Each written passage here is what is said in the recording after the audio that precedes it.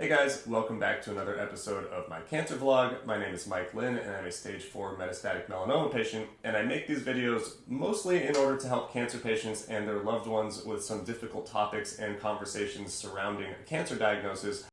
But one thing that's been happening over the last 6 months or so as I've made more of these videos, posted more online, and engaged in more active conversation in real life is that there are plenty of young, healthy people who have asked me, hey, how'd you know you have cancer? Or what should I be looking for to prevent cancer? Or does this look like a cancerous mole to you? Which, by the way, every time someone asks me that, I tell them, I'm not a dermatologist, I'm not a medical professional at all, and having one cancerous mole on my leg doesn't qualify me to identify others, even though I know the ABCDEs of melanoma pretty well by now. But go get that shit checked out. If you're worried about something, don't risk it. You know, you could be sitting here on this piano bench making weird vlogs, 5 years later. No one wants to be doing that. I don't want to be doing it. I do want to be doing this, but still, go get your moles checked out. But past the look at this mole question that I get, I do actually kind of like it when people ask, how do I know if I have cancer? Because it means people are thinking about it. It means we're raising awareness. It means that we could potentially catch some young adult cancer before it becomes advanced, like my case. But I also want to give the disclaimer that every person and every cancer diagnosis is unique. The crazy part about my diagnoses is I had no systemic side effects leading into either of them. And if I hadn't been fortunate enough to be in a situation where I was dating a medical professional the first time and I knew I was a cancer patient the second time, it probably would have taken me a lot longer to catch them. But luckily, I had a little help from my friends and we were able to figure it out. Otherwise, I might not be sitting here telling you these stories, and they actually have some pretty good twists in them, so let's dive right into them. So, my initial cancer diagnosis, my wonderful introduction to a forever changed world. It was February 2018. I was a couple months past my 30th birthday, and I had been dating a PA for about 3 months. A PA is a physician assistant. That's a medical professional. She worked in an ER, and she knows medicine very, very well. I had a freckle on my leg. I had actually been talking about this freckle for the better part of 2 decades. I used to always joke with my mom and say, that'll be cancer one day. And I was completely joking. Like, it just happened to be the darkest freckle on my body, and it was pretty normal, not raised, no suspicious markings, no discoloration, no edges, nothing, just round freckle for 30 years. And around January, or maybe a little earlier, it's hard to say because I wasn't looking for anything at the time, it did start to get raised a little bit, and it started to get scratched whenever I would play basketball. And, over the course of a month or two, I kept looking and saying, it's kind of weird. I don't really know what to do about it. Hopefully it just goes away. I thought maybe it was just scabbing every time, and that was why it stayed raised. But, eventually I went to my girlfriend and I said, hey, this doesn't exactly look right? And she looked at it and she said, yeah, that doesn't look great. And we talked, I joked with her. I said, hey, could you cut this off my leg? And she told me that before anyone does anything, I should go get a biopsy at a dermatologist. So, having never been to a dermatologist, I called up one of the ones in San Luis Obispo and said, hey, I have this weird freckle on my leg. I'd like to get it biopsied. I think it might be cancerous. And they said, sure, we'll see you in 11 weeks. 11 weeks? And they were like, yeah, that's what it takes. That you're not going to have anything faster for a new patient. We will see you in 11 weeks. The funny thing is, as I'm telling this story and trying to place myself there mentally, neither of us was worried about, myself or my girlfriend. Why would I suspect anything so terrible out of this mole? Even she said, look, if it's cancer, the difference between now and 11 weeks isn't going to be too crazy. And I think she's right in most cases, and probably in my case as well. So we kind of just put it out of our mind, and, I was ready to go get a biopsy in 11 weeks. Now, here's the fun twist of this story. 1 week later, we were going on a snowboarding trip to Breckenridge, Colorado, and we were meeting up with a bunch of her med school friends, including one of them who was a derm PA, a dermatologist physician assistant.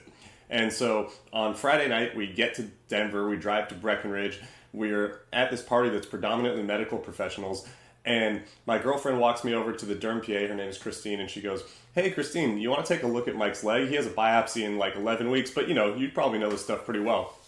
And it's probably 7 p.m. We're all just hanging out, drinking wine, having a good time. And so I roll my jeans leg up, and Christine takes one look at my calf, and she goes, holy shit, dude, you have cancer. That's like one of those like record stops, like everyone in the room just goes, oh. And I still wasn't too panicked at that moment because I don't think I understood the actual gravity of it. I mean, my dad had skin cancer a few years prior. They just cut it off of his arm and he moved on with life. So I was like, okay, that's probably what I'm dealing with. But then as soon as she said that, which also, that should have been an indicator. I don't think many derm PAs would just so boldly tell someone they had cancer unless they were sure. She got on the phone immediately with the head doctor at her clinic and said, hey, we need to do an excision for my friend tomorrow. I will meet you in Denver. We need to get this taken care of like now. And at that moment I was like, okay, this is taking a turn for the worse. So at that point, we did the only sensible thing that we could do, which is keep partying. You know, we kept drinking, and I think at some point around 9 p.m. I called my mom and said, hey, I think I might have cancer. I'll let you know more tomorrow. And by the way, fantastic move to call your parents with limited information while you're drunk about a potential cancer diagnosis. Highly recommend it. So the next morning, my girlfriend, my best friend, myself, and my new guardian angel, Christine, we all got in the car. We drove from Breckenridge to Denver to the clinic where she worked at. And she got her head doctor to meet us, and they set up to do a wide excision of the mole on my calf. And as we were getting everything prepped, the head doctor took a look at my calf and said, And I kind of looked at her and she goes, do you understand the ramifications of this? And I said, no, but I'm starting to get what's going on. And as they kept cutting for this excision, they kept saying, yeah, this is pretty deep. There's a lot going on here. And because I think it was such an informal setting, I was the only patient in the clinic, they were just kind of narrating what was happening to me. And it was abundantly clear by the middle of this excision that I was going to have to get another one done, as well as a sentinel lymph node biopsy when I got back to San Luis Obispo. Fun stuff.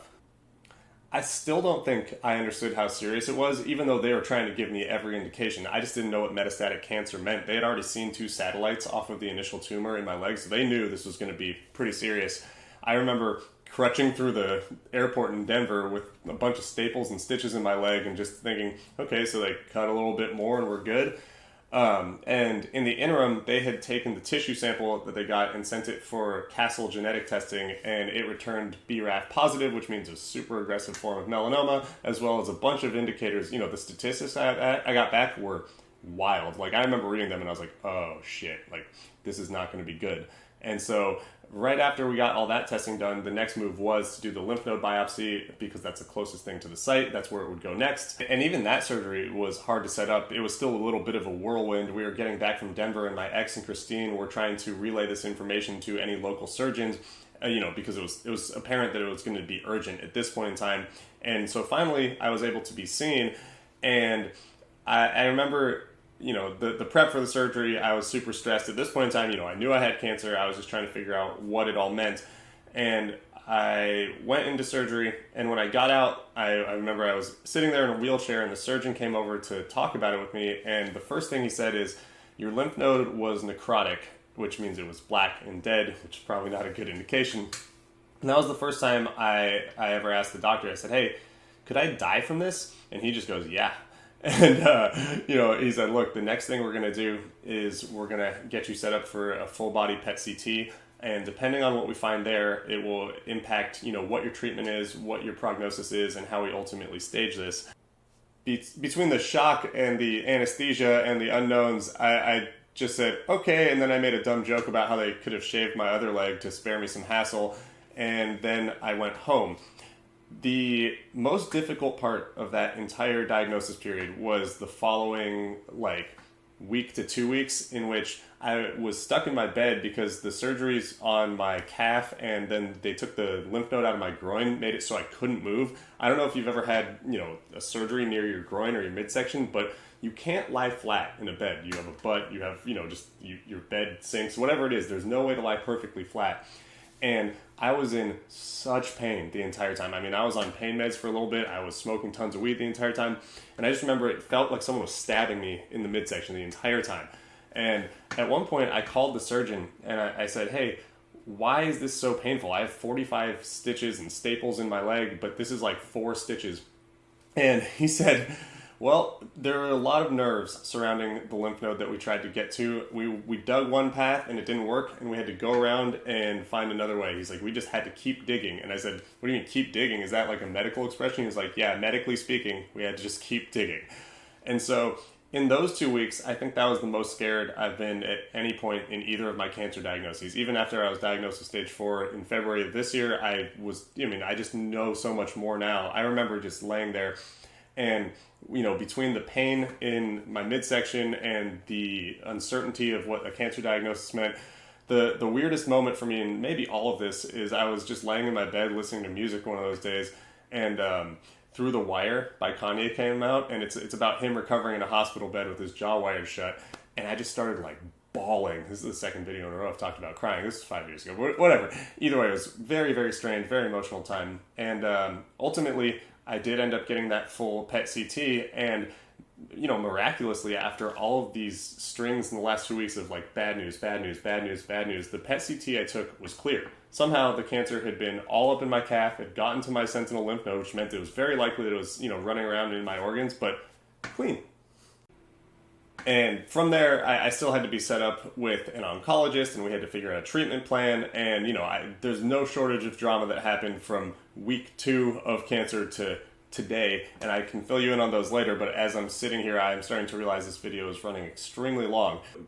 And so I'm going to wrap this up with 2 points that I think are worth considering surrounding this cancer diagnosis story. The first of which is you have to be your own advocate, and you have to ask questions if you're concerned about your own health. And this isn't me being upset about not doing something earlier for my own diagnosis. I actually think I did okay in that respect. I didn't notice the freckle mutating until pretty much that year. I, was in a situation in which I could get some help quicker than normal, and we did the thing. It's unfortunate that I happen to have advanced cancer already, but knowing what I know now, and when people come up to me and say, hey, should I be concerned about this? My answer is always yes, because there's no downside to finding out. I understand it's frustrating to deal with hospitals. Our insurance and medical situations aren't always perfect, but you're going to feel better if you get that stuff taken care of.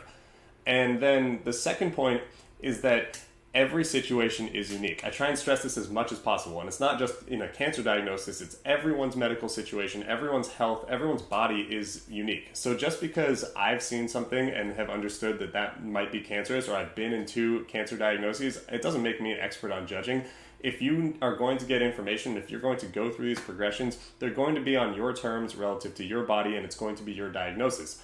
I guess that's another way of saying you need to get this, figured out, because looking at, WebMD or Googling images of melanoma wouldn't have helped me. I would have looked at that and said, probably not me. Or maybe I would have looked at it and said, hey, I should be more concerned. But the point is, you really need to step up and be an advocate. Or if someone is concerned and they're not really getting any help, I think it's appropriate for you to say, hey, let's just get this taken care of. Let's make sure that you don't have cancer, because I think it's a lot better to know that you don't rather than to guess and hope. And there's also no point in ignoring the crappy but realistic scenario that I went through. It's better to know that you have cancer and address it as quickly as possible so that you can have the best chance of surviving as long as possible with an advanced cancer diagnosis or even a mild cancer diagnosis. The point is, information is our friend in this situation. Ultimately, that's a big reason why I'm sitting here making these videos still.